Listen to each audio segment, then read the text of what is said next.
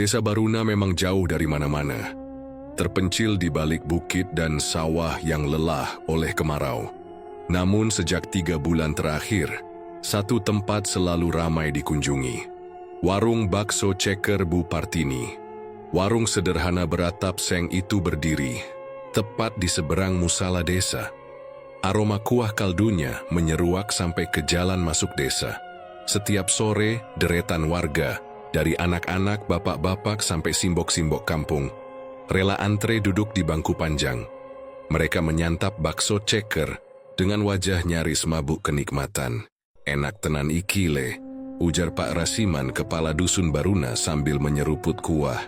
Cekere empuk, kuahnya gurih kayak ada campuran rahasia, tidak ada yang mencurigai apapun. Bu Partini selalu tampak manis dan ramah, menyapa pembeli dengan senyum ikhlas dan celetukan jenaka khas janda yang kuat hidup sendiri. Seolah keberkahan memang datang padanya setelah lama menjanda dan jatuh bangkrut ditinggal suaminya 2 tahun lalu. Tapi sore itu, 2 orang asing menuruni jalan tanah menuju desa. Seorang lelaki tua bersorban putih, berwajah tenang namun tegas. Di sampingnya, seorang remaja berkopiah hitam, memanggul tas besar berisi kitab dan sajadah. Kiai Damar Wiono dan Rangga, murid setianya, telah tiba. Mereka sempat berhenti di warung bakso itu. Dari kejauhan, Kiai Damar memandang dalam-dalam ke arah dapur di belakang warung. "Apa panjenengan mencium bau itu, Kiai?" tanya Rangga pelan. "Bukan bau," jawab Kiai Damar pendek, "tapi tanda." Mereka berjalan pelan menuju rumah kepala dusun, tempat yang telah disediakan untuk menginap. Namun di sepanjang jalan, banyak warga yang hanya melirik tanpa menyapa. Bahkan anak-anak yang biasanya ramah memilih memutar jalan. Rangga menyipitkan mata. "Mereka tidak suka kedatangan kita, Kiai. Mereka suka bakso ceker lebih dari keselamatan mereka sendiri," ujar Kiai Damar dingin. Malamnya, kejadian tak biasa menimpa Dinda, anak perempuan usia 9 tahun yang tinggal tak jauh dari warung Bu Partini. Dinda baru saja pulang dari makan bakso bersama ibunya saat ia mendadak muntah di pelataran rumah. "Duh Gusti, Dinda kenapa nah?" jerit ibunya, tubuh kecil. Dinda kejang dan matanya mendelik ke atas. Suaranya berubah berat seperti orang dewasa. "Sumur, darah, tulang, hi. Pak Rasiman datang tergopoh-gopoh, diikuti tetangga yang mulai panik. "Panggil Pak Ustaz Muslih," teriak seseorang. Namun yang muncul justru Kiai Damar, dengan langkah perlahan membawa tasbih yang berayun di tangannya. Wajahnya tenang meski suasana riuh. Ia duduk di samping Dinda dan mulai membaca ayat-ayat dari kitab kecilnya yang berwarna coklat tua. Bacaan itu lirih, namun terasa menggema di dalam dada siapapun yang mendengarnya. Tubuh Dinda gemetar keras, lalu jatuh lemas. Ia menangis seperti baru bangun dari mimpi buruk. "Dia belum menjadi tumbal," kata Kiai Damar tenang, menatap ke arah Pak Rasiman. Tapi jalan ke arah sana sudah dibuka. Pak Rasiman menelan ludah, keringat dingin mengucur di pelipisnya. Malam kian larut. Di luar rumah kepala dusun hanya suara jangkrik dan sesekali lolongan anjing terdengar. Rangga belum tidur. Ia duduk di serambi rumah memandangi arah warung Bu Partini yang lampunya masih menyala remang. "Kiai," katanya pelan saat gurunya menyusul keluar. "Aku mencium bau itu lagi," kata Kiai Damar tanpa ditanya. "Apa?" "Itu yang panjenengan maksud tadi siang." Kiai Damar menatap ke arah sumur di belakang warung. Samar-samar terlihat dari kejauhan. Itu bukan bau biasa. Ada aroma bangkai yang dibungkus wewangian sintetis, seperti mencoba menutupi busuk dari dalam. "Kiai, apakah itu pesugihan?" tanya Rangga pelan. Kiai Damar menunduk sebentar, lalu berkata, "Belum pasti, tapi ada yang memelihara kekuatan kelam di situ. Bukan hanya untuk penglaris, ini lebih tua dan lebih lapar." Suara ranting patah terdengar dari arah sumur. Rangga langsung berdiri dan memasang kuda-kuda.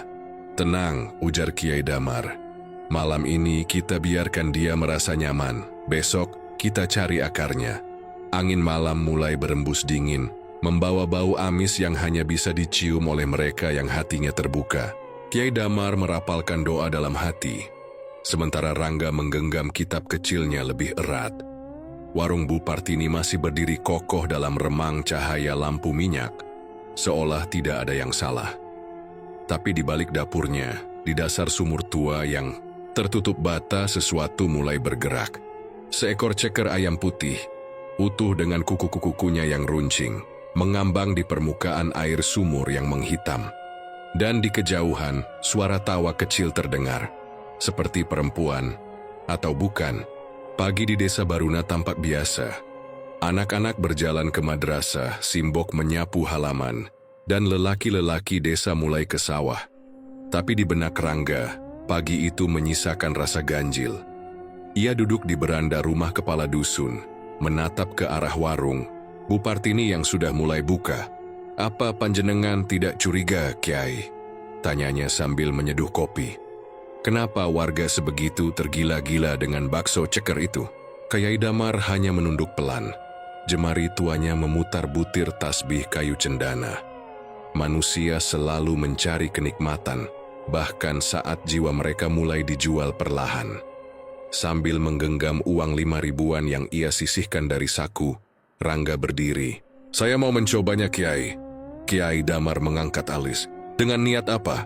Rangga menjawab cepat, menyelidiki dari dalam. Dengan perut dan rasa, Kiai Damar tak menjawab, hanya mengangguk pelan. Langkah Rangga menuruni undakan tanah menuju warung bakso. Di sana, ia langsung disambut aroma kuah yang tajam, seperti perpaduan cengkeh, daging segar, dan sesuatu yang asing. Bu Partini berdiri di balik panci besar, mengenakan daster bermotif bunga kuning. Wajahnya bersinar, matanya tajam namun senyumnya lembut. "Loh, santri ya?" sapanya. "Mau bakso ceker?" Rangga mengangguk. Ia memilih duduk di pojok, memperhatikan tiap gerak Bu Partini.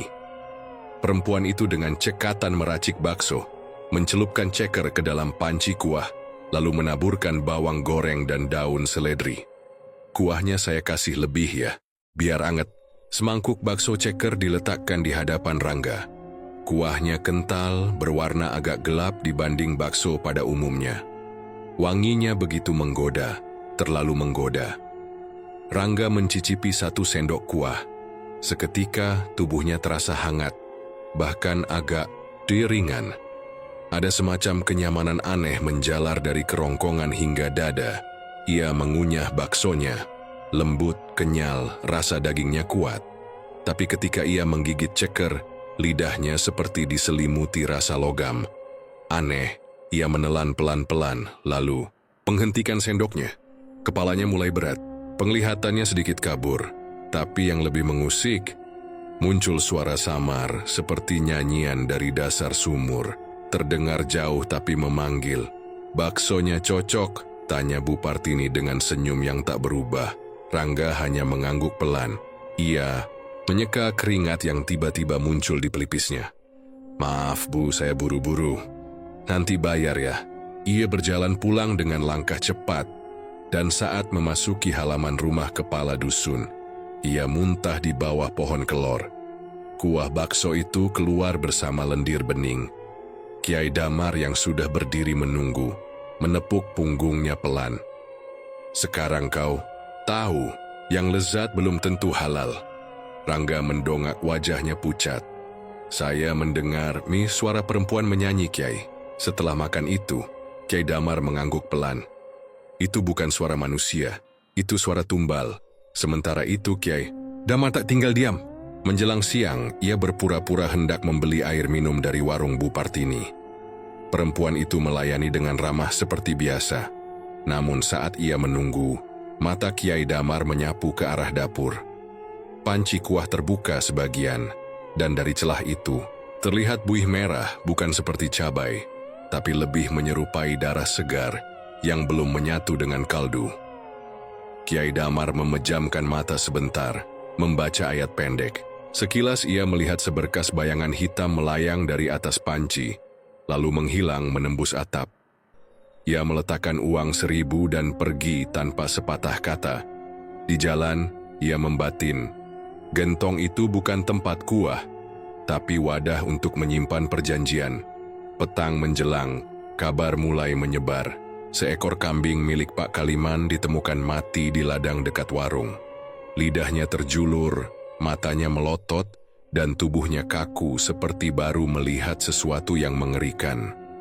Beberapa warga berkerumun, bergumam penuh tanda tanya. Padahal sehat-sehat. "Wes semalam," kata Pak Kaliman. "Pagi tadi saya lihat kambingnya dekat sumur warung Bu Partini." Tambah warga lain. Pak Rasiman datang, wajahnya tegang.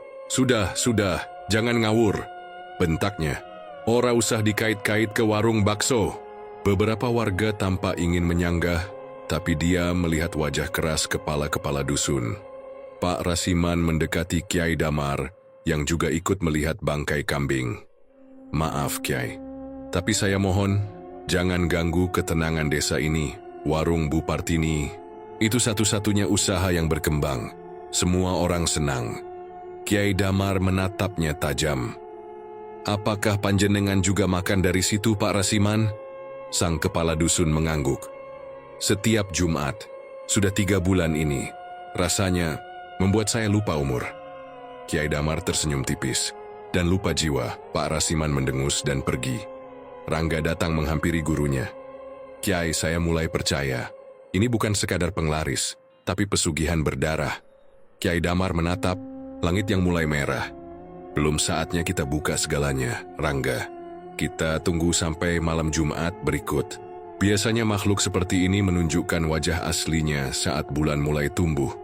Mereka berjalan kembali ke rumah. Sementara di belakang warung Bu Partini, panci besar yang biasa dipakai memasak kuah kini tertutup rapat, namun dari celah tutupnya, uap merah kehitaman naik perlahan, membentuk rupa seperti wajah manusia menganga. Dan di dalam rumah Bu Partini, perempuan itu duduk di depan cermin, menyisir rambut panjangnya sambil bersenandung lirih. "Satu untuk kuah, satu untuk tulang, satu lagi untuk rasa yang pulang." Hari-hari setelah kematian kambing Pak Kaliman berubah mencekam. Desa Baruna yang semula tenang dan teduh, mulai diselimuti hawa panas yang ganjil. Tidak ada badai, tidak ada kebakaran, tapi udara terasa berat, seperti ditindih sesuatu. Warga yang rutin makan di warung Bu Partini mulai menunjukkan keanehan. Pak Wanto, tukang bangunan yang biasa menyapu halaman masjid tiap pagi, kini hanya duduk diam di pinggir jalan, matanya kosong menatap matahari. Siti, remaja kelas 3 madrasah, ditemukan tertidur di pematang sawah dengan tubuh basah kuyup, meski hari itu tak ada hujan. Lalu malam Jumat datang. Saat beduk maghrib menggema, suara jeritan terdengar dari rumah Pak Wanto. Orang-orang berlarian, mendapati lelaki itu meracau sambil menggigit jari-jarinya sendiri. Matanya merah, mulutnya penuh darah, dan dari tengkuknya muncul urat menonjol seperti akar kering. "Wes, cukupi wes, aku wis nggawa siji maneh." Jeritnya dalam bahasa Jawa kasar. Suaranya berat seperti bukan suara manusia. Pak Rasiman datang terlambat. Ia hanya mampu berdiri terpaku, wajahnya pucat pasi. Rangga berusaha membantu menenangkan Pak Wanto, tapi tubuh lelaki itu menggigil, lalu ambruk tanpa sadar. Makhluk itu mulai menagih, bisik Kiai Damar yang berdiri di ambang pintu. Keesokan harinya, Kiai Damar memutuskan untuk menyelidiki langsung ke dalam warung Bu Partini. Ia menunggu hingga warung sepi, lalu berpura-pura mampir membeli minuman. Setelah Bu Partini masuk ke belakang, Kiai Damar menelusup ke area dapur. Udara di dapur itu pengap. Aroma kuah dan daging bercampur bau amis seperti darah tua. Di salah satu sudut dinding yang menghitam karena jelaga, Kiai Damar menemukan sesuatu yang membuat langkahnya terhenti. Goresan di tembok. Tidak seperti ukiran atau bekas alat dapur, ini bentuknya seperti lambang. Melengkung berujung runcing, membentuk kepala ayam tanpa mata dan sepasang ceker mencengkeram tengkorak kecil. Kiai Damar menyentuhnya pelan. Ujung jarinya terasa dingin. Ceker ndas ireng, gumamnya. Salah satu lambang pesugihan paling kuno di tanah Jawa. Ritualnya dikenal kejam, menggunakan bagian tubuh hewan dan manusia untuk mengikat janji setan pemakan jiwa. Yang paling mengerikan dari pesugihan ini adalah ia tak pernah kenyang. Tumbal harus terus ada, jika tidak pemilik perjanjian akan dimakan balik. Langkah kaki terdengar dari arah dapur. Kiai Damar bergegas keluar sebelum ketahuan. Sore harinya, Rangga melaporkan sesuatu yang membuat dada Kiai Damar makin berat. "Saya tadi lihat Bu Partini, Kiai," ucapnya pelan. Dia berdiri di sumur tua, belakang warung. Tapi dia seperti sedang berbicara dengan seseorang, padahal tak ada siapa-siapa di situ. Kiai Damar menatap langit yang mulai gelap. Sumur itu dulu sumber air utama desa, sebelum mengering 10 tahun lalu. Tapi sumur juga bisa jadi tempat bertemunya dua alam. Rangga menggigit bibir. "Apa kita biarkan ini terus terjadi, Kiai? Belum saatnya bertindak. Kita harus tahu seberapa dalam janji yang telah ia buat." Sementara itu, jauh di dalam bilik belakang warung, Bu Partini duduk di depan cermin. Rambutnya dikepang, wajahnya tak tersenyum. Di hadapannya, sebuah mangkuk kosong dipenuhi abu kemenyan, dan di sebelahnya tergolek foto suaminya, Pak Dirman. Suaminya meninggal 2 tahun lalu, bangkrut. Tertipu bisnis ayam potong, ditinggal rekan-rekan, hutangnya menggunung. Setelah pemakaman, Bu Partini pergi ke dusun sebelah, menyusuri jalan tanah merah hingga ke lereng kecil yang ditumbuhi pohon jati. Di sana ia bertemu Mbah Warno, perempuan renta yang hidup sendirian. Di gubuk reyot Mbah Warno dikenal sebagai penjaga ilmu-ilmu kuno. Ia bukan dukun biasa, ia tak menyembuhkan orang. Tapi ia membuka jalan bagi mereka yang ingin menukar nasib dengan harga yang tidak bisa dibayar dengan uang. "Partini, awakmu pengin warungmu laris, dadi sugih? Ora susah uripmu?" tanya Mbah Warno waktu itu. Bu Partini mengangguk, air matanya jatuh. "Saya cuma pengin hidup, Mbah, supaya anak saya bisa makan, supaya nggak tidur sambil kelaparan tiap malam." Mbah Warno menyuruhnya datang malam Jumat membawa ceker ayam hitam, 1 bungkus darah kambing, dan seutas rambut dari orang yang ia cintai. Bu Partini patuh. Ia melakukan semuanya. Malam itu di tepi sumur tua yang sudah tak dipakai, Mbah Warno menggambar simbol dengan darah kambing. Ia merapal mantra dalam bahasa yang tak dikenal. Ia meminta Bu Partini membuka gentong warungnya, tempat menyimpan kuah bakso. "Gentong ini jadi wadahmu, tapi bukan untuk air biasa. Ini tempat janji dan tempat makan bagi dia yang kau panggil." Bu Partini bertanya, "Siapa dia?" Mbah Warno hanya tertawa kecil. "Ceker ndas ireng ora duwe jeneng, tapi dia ora bakal ngelakoni kowe, asal tunawakmu gelem terus menehi pangan." Sejak malam itu, warung Bu Partini tak pernah sepi. Tapi setiap kali warungnya ramai, mimpi buruk mulai datang. Ia melihat sosok berkepala ayam tanpa mata, berjalan di tengah sawah sambil menyeret tangan manusia. Ia mendengar suara-suara merintih di gentong kuah, tapi ia tetap memasak, tetap melayani, karena ia tahu, jika ia berhenti, gantian ia yang akan dimakan. Kembali ke malam itu di Desa Baruna, Kiai Damar berdiri di halaman belakang rumah Pak Rasiman. Ia menatap ke arah warung Bu Partini yang remang-remang, lalu menatap sumur tua yang kini ditutupi daun pisang dan batu besar. Sudah terlalu jauh, setiap jiwa yang makan dan terikat pada warung itu menjadi bagian dari tumbalnya. Rangga menatap gurunya. "Apa yang harus kita lakukan, Kiai?" Kiai Damar menutup matanya. "Kita bersiap, karena saat bulan purnama tiba, biasanya makhluk seperti itu akan menuntut tumbal paling berharga, yaitu seseorang yang pernah menolaknya." "Siapa?" "Kiai." Damar membuka mata, anaknya sendiri. Dan di dalam warung Bu Partini tiba-tiba menghentikan langkahnya. Ia mendengar suara kecil dari dalam panci kuah. "Ibu, aku lapar. Ibu, aku dingin." Tubuhnya gemetar. Sendok jatuh dari tangannya. Karena suara itu bukan datang dari manusia. Itu suara yang dulu ia kubur. Di malam pertama, ia menyuapkan kuah ke piring pertama. Kiai Damar berdiri di tengah semak-semak lebat, tempat pohon jati tua tumbuh berdempetan, seperti pagar alam. Hawa di sekitar terasa lembab dan beraroma tanah basah.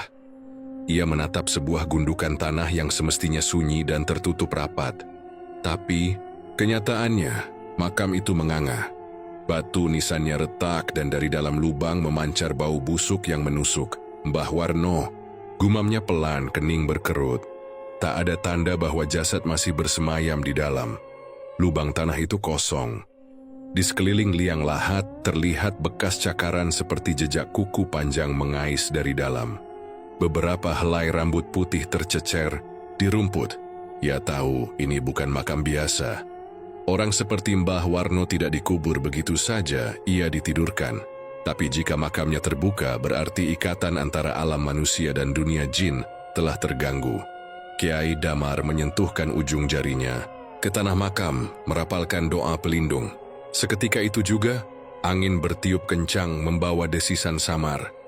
Kowe terlambat, wis ono sing dibukak maneh. Kiai Damar menggenggam tasbih di balik sarungnya. Ia harus bergerak cepat sebelum seluruh desa tenggelam dalam perjanjian darah yang makin rakus. Di rumah Pak Rasiman situasi berubah drastis. Rangga yang sedari sore murung dan tak bersuara, tiba-tiba mematung di pojok ruangan. Wajahnya pucat, matanya terbuka lebar. Napasnya berat seperti ditarik dari dasar perut. Kemudian, ia bicara dengan suara serak yang bukan miliknya. Siti, Pak Wanto, Sumarni, Raji, Cipto. Ia menyebut nama-nama warga, satu persatu. Nama-nama yang ternyata semua memiliki satu kesamaan. Mereka pernah makan bakso ceker Bu Partini di hari-hari tertentu, terutama malam Jumat. Pak Rasiman yang semula hanya diam mulai panik. Ia mengguncang tubuh Rangga, tapi pemuda itu justru tersenyum sinis.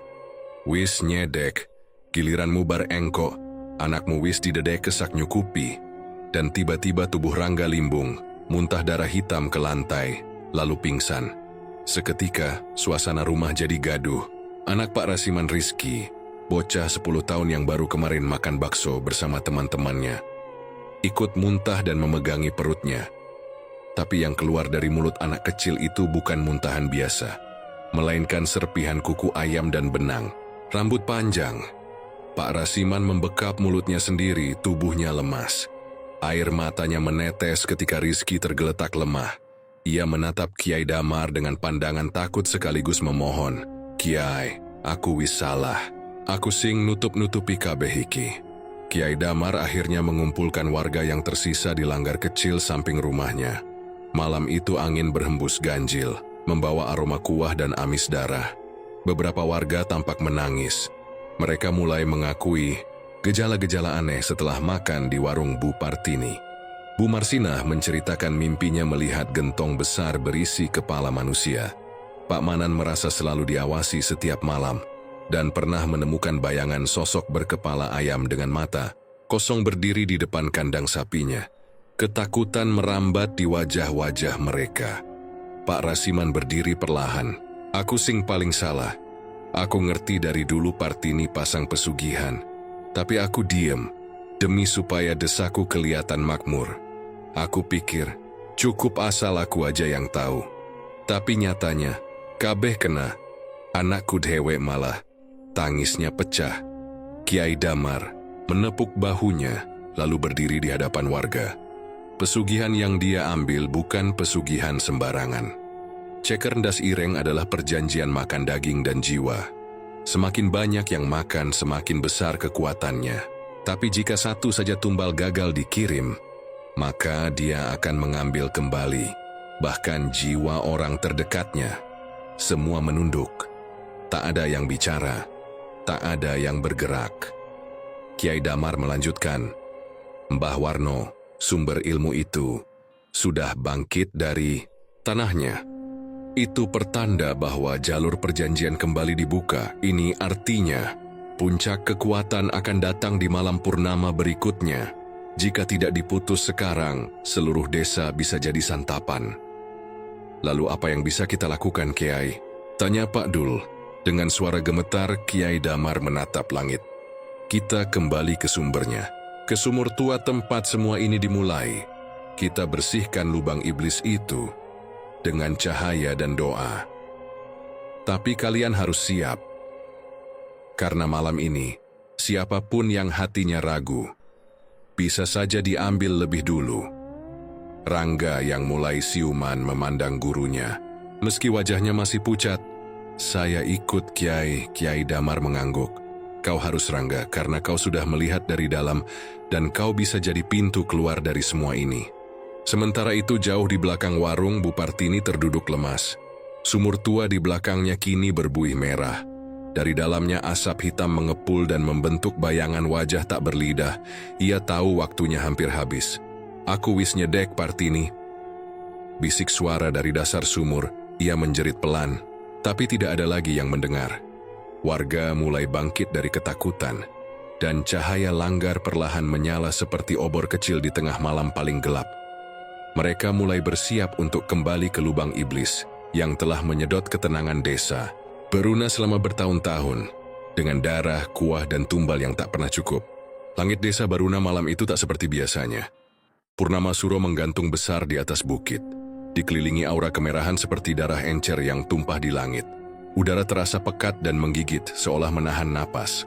Di belakang warung, bakso tepat di samping sumur tua yang sudah ditutup pagar bambu rapat oleh warga beberapa hari lalu, Bu Partini bersimpuh dalam diam. Tapi malam ini ia tak sendiri. 8 lilin hitam melingkari tubuhnya. Di depan sumur terhampar sesajen. Kepala ayam hitam, bunga 7 rupa, sekarung darah kambing yang masih hangat, dan sebuah kendi dari tanah liat yang digurat lambang Cekerdas Ireng. Sambil menggenggam kendi itu, Bu Partini menggumamkan mantra dengan bahasa Jawa kuno yang tak biasa. Saking jero peteng teka roh-roh keluen, tumbalku buka lawangmu, lawang dasmu. Angin tiba-tiba berembus dari arah barat, padahal seluruh desa tengah diam. Dari dalam sumur, suara gemeretak seperti tulang digerus batu mulai terdengar. Asap tipis menyeruak perlahan, disusul aroma amis busuk seperti bangkai lama.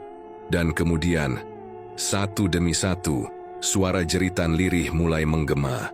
Ibu, ibu, awakku isih anak kene. Partini, janji, janjimu. Aku keluen. Roh-roh. Tumbal mulai muncul dari dasar sumur. Mereka tak utuh. Ada yang tanpa mata, ada yang mulutnya robek.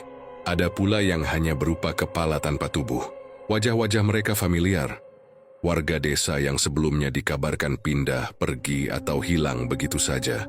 Semua kembali malam ini, tertambat oleh ikatan darah yang tak pernah ditepati. Bu Partini tetap diam. Wajahnya tak lagi menunjukkan rasa bersalah. Kali ini ia hanya tersenyum kaku dingin. Di balik kain jariknya yang lusuh terlihat kulit kakinya mulai bersisik. Tangannya menegang, lalu mencengkeram kendi hingga retak. Ia menengadah. Roh, kekuatan, paduka yang haus, temukan jiwaku, satukan, aku siap. Dan di saat itulah, tubuhnya bergetar hebat. Ia menjerit, tapi bukan jeritan manusia. Sebuah suara lain berat, dalam, dan parau keluar dari tenggorokannya. Di sisi lain desa, tepat di langgar kecil yang kini menjadi pusat penjagaan spiritual, Kiai Damar berdiri di tengah halaman. Ia mengenakan jubah putih dengan ikat kepala lusuh. Tangannya menggenggam tongkat kayu cendana yang ujungnya diukir kalimat tauhid. Di sekelilingnya, Rangga dan beberapa warga laki-laki berdiri membentuk lingkaran. Di tanah mereka menggurat rajah, pelindung dengan kapur sirih dan arang. Di setiap sudut desa, mereka telah menanam kendi kecil, berisi air doa dan potongan rambut dari Rangga, yang telah disentuh langsung oleh roh tumbal. Rangga, ujar Kiai Damar tenang, kau adalah saksi dan pintu. Jika mereka datang, kau jangan takut. Fokus pada doa yang kutanam di hatimu. Jangan sampai kau terbawa rasa marah atau kasihan. Itu yang akan melemahkan pagar kita. Rangga mengangguk, meski wajahnya basah oleh keringat dingin. Dari kejauhan, angin mulai berubah arah. Lonceng tua di langgar berdentang sendiri. Api lilin-lilin, Rajah bergetar seperti sedang dilahap angin dari dunia lain. Kemudian, suara-suara itu datang. Tangisan, jeritan, teriakan, rintihan yang menyayat. Roh-roh yang terjebak dalam keserakahan perjanjian, kini mendobrak keluar dari sumur. Di langit, cahaya purnama semakin terang seolah membuka tirai dimensi lain. Sosok-sosok roh mulai terlihat di udara, melayang mencari tubuh atau jiwa yang bisa mereka tumpangi. Tapi ketika mereka mendekat ke batas desa, mereka terpental. Rajah Kiai Damar bekerja, namun tidak lama. Di belakang warung, sumur tua kini benar-benar meledak dari dalam. Dinding batanya retak, tanahnya ambles. Asap hitam tebal menyebar. Dan dari dalam kabut hitam itu, Bu Partini tak lagi terlihat seperti manusia. Ia berdiri tegak, tapi tubuhnya kini memanjang, tangannya menjulur hingga menyentuh tanah. Matanya, kosong, kulitnya hitam dan mengilat seperti terbakar. Kain batiknya robek, memperlihatkan sepasang kaki, yang kini bukan lagi kaki manusia. Kaki ayam, berkuku tajam dan bersisik merah, jubah hitam melingkupi tubuhnya, bergelombang seperti terbuat dari asap.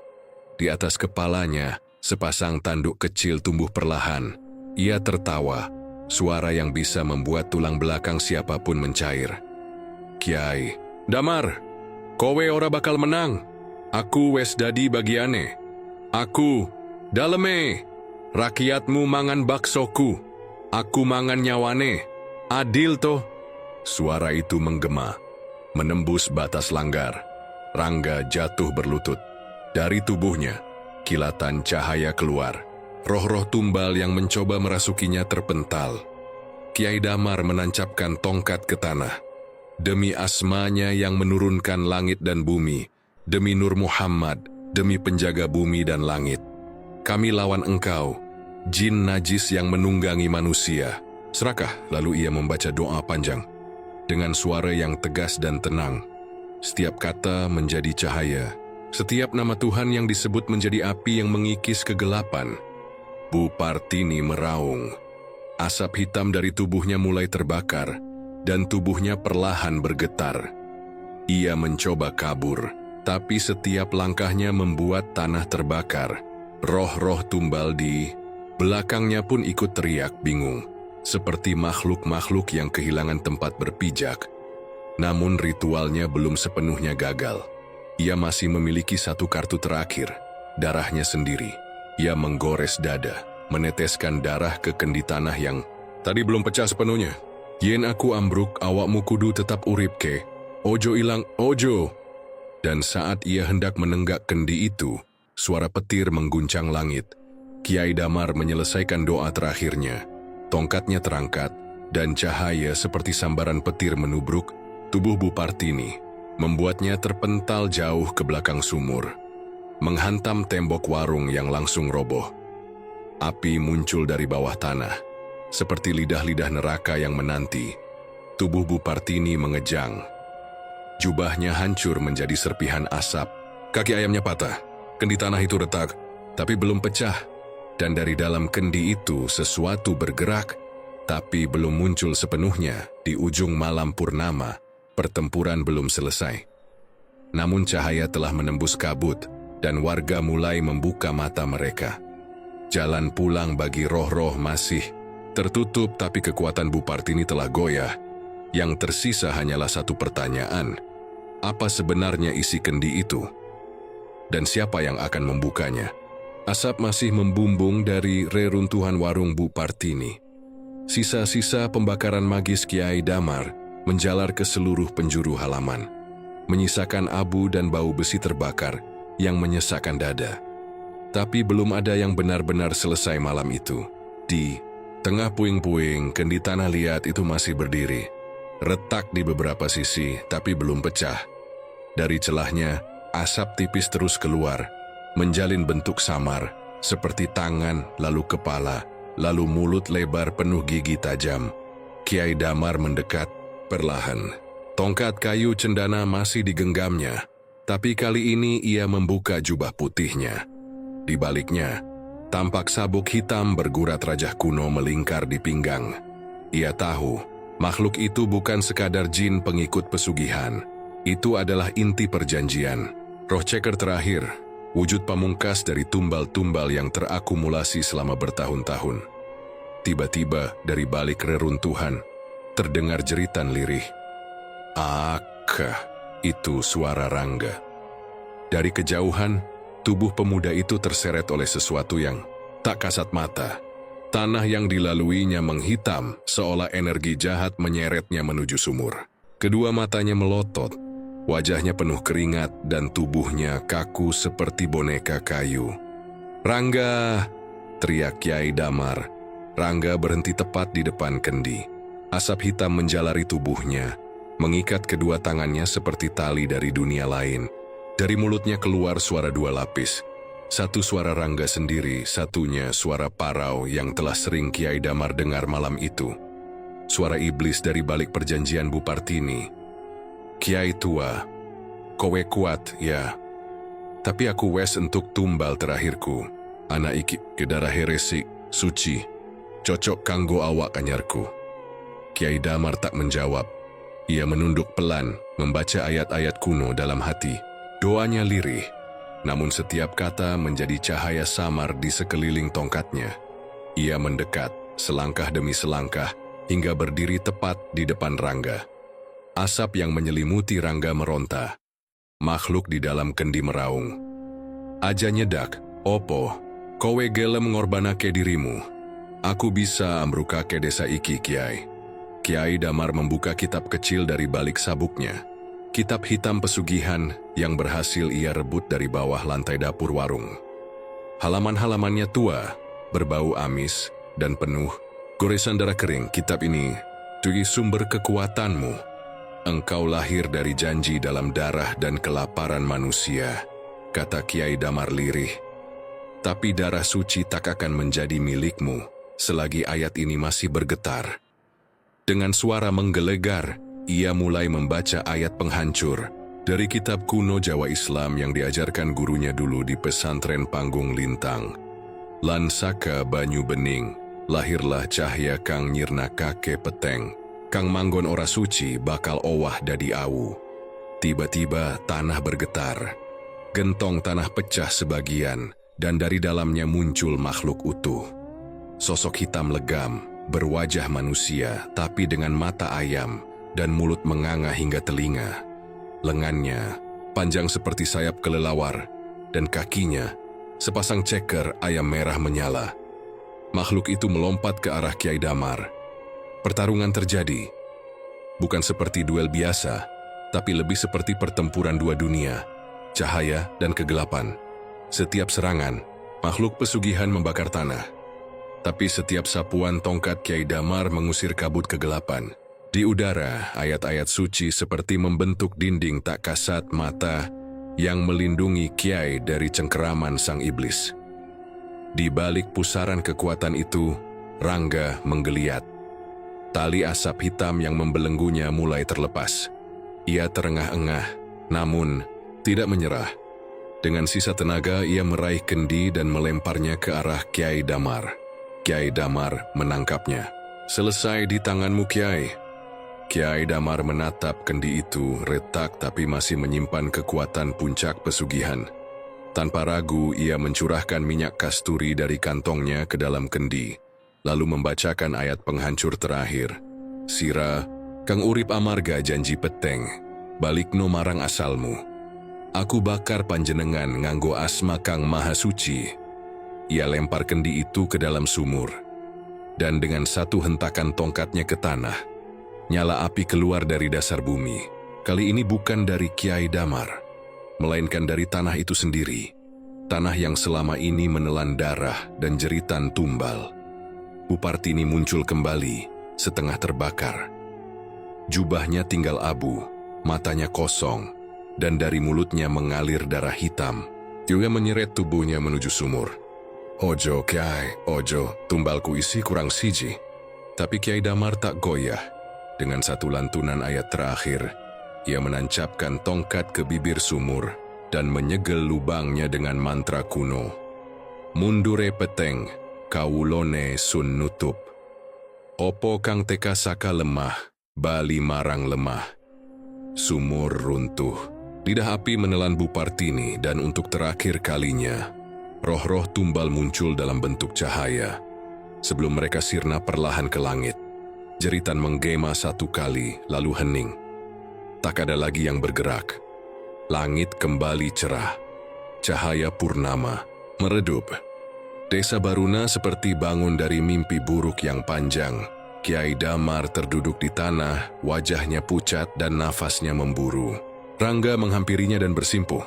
"Sudah Kiai," bisiknya Kiai Damar mengangguk.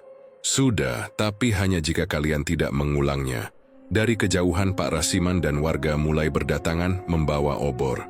Mereka mendapati reruntuhan warung. Bu Partini telah menjadi tanah hangus. Dan sumur tua kini tertutup sempurna oleh batu besar yang diikat dengan rajah kain putih. "Maafkan kami, Kiai," ujar Pak Rasiman gemetar. "Kami terlalu takut untuk melihat kebenaran." Kiai Damar tak menjawab. Ia hanya memandangi langit, lalu berucap lirih, "Kadang, iblis tak datang dalam bentuk menakutkan. Ia datang dalam kuah gurih, yang membuat kita lupa dari mana darah itu berasal." Fajar menyapu langit desa Baruna dengan warna jingga pucat. Kabut tipis masih menyelimuti tanah, yang semalam disulut nyala dari dunia lain. Warung bakso Bu Partini kini tinggal arang dan batu hangus. Tak ada satu pun dinding yang tersisa, hanya tungku gosong dan sisa tulang ceker berserakan, menghitam seperti bara padam. Tungku itu dulu menghidangkan kuah yang memabukkan. Sekarang jadi monumen sunyi dari kejahatan yang tersembunyi di balik cita rasa. Bau amis masih menempel di udara, tapi sudah tak menusuk. Lebih menyerupai kenangan pahit yang tak bisa dibuang begitu saja. Pak Rasiman mengenakan sarung batik dan peci hitam yang sedikit miring, berdiri di depan reruntuhan. Di sampingnya, Kiai Damar yang bersahaja, dengan jubah lusuh yang terkena bekas jelaga, memejamkan mata. Rangga duduk bersila sedikit di belakang mereka, tangannya terlipat rapi di pangkuan. Warga desa berdiri mengelilingi mereka dalam lingkaran diam.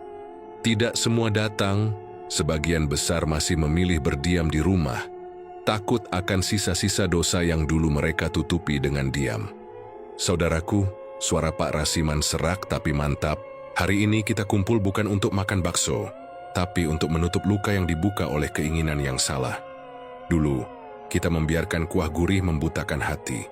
Sekarang kita minta kepada Gusti Allah, semoga dijauhkan dari rasa lapar yang bisa menghilangkan kemanusiaan." Ia menoleh ke Kiai Damar. "Kiai, kami mohon, pimpinlah kami dalam doa tolak bala." Kiai Damar berdiri perlahan, lalu mengambil kendi kecil berisi air zam-zam yang ia bawa sejak dari kampung asalnya. Ia meneteskan air itu ke tanah, tepat di atas bekas tungku, lalu mengangkat tangan. "Ya Allah, yang maha menutup aib dan membuka cahaya, kami mohon, jangan biarkan tanah ini kembali meminum darah karena keserakahan. Jangan biarkan lidah kami terbiasa pada rasa yang berasal dari air mata orang lain. Ampuni kami yang tahu, namun diam. Ampuni kami yang tak tahu, namun tetap ikut menikmati." Air zam-zam mengalir pelan di celah tanah hangus. Dan dari situ muncul semilir angin, tidak dingin, tidak panas, tapi membawa ketenangan. Para warga menangis diam-diam. Beberapa dari mereka menunduk menciumi tanah. Doa yang sederhana namun terasa menembus ke tulang. Setelah doa usai, semua orang berdiri hening. Vinay sada uswin selawat tepuk tangan. Hanya keheningan. Kadang pertobatan paling tulus datang tanpa suara.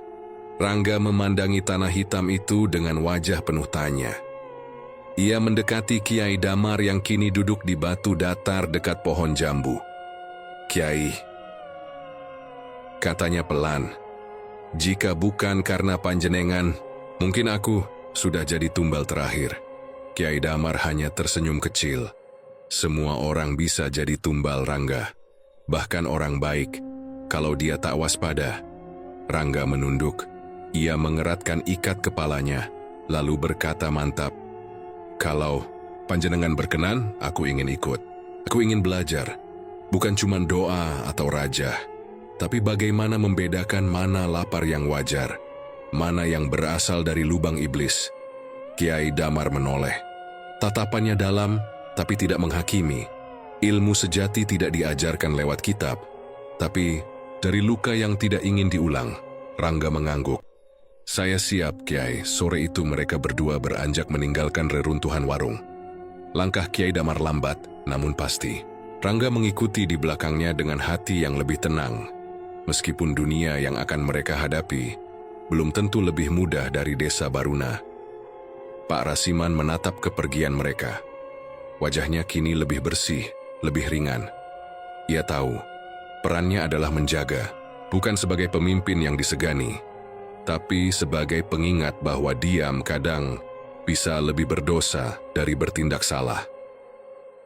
Saat matahari mulai tenggelam di balik bukit kecil, daun-daun pohon randu di pinggir desa bergoyang pelan. Suaranya seperti bisikan samar tapi menusuk. Dan di sana, di balik batang randu tua yang tumbuh miring ke arah sungai kecil, bayangan itu berdiri, Mbah Warno. Wajahnya tak lagi utuh, lebih menyerupai topeng tanah yang retak. Matanya hitam dan dalam, mengintip dari balik semak tanpa berkedip.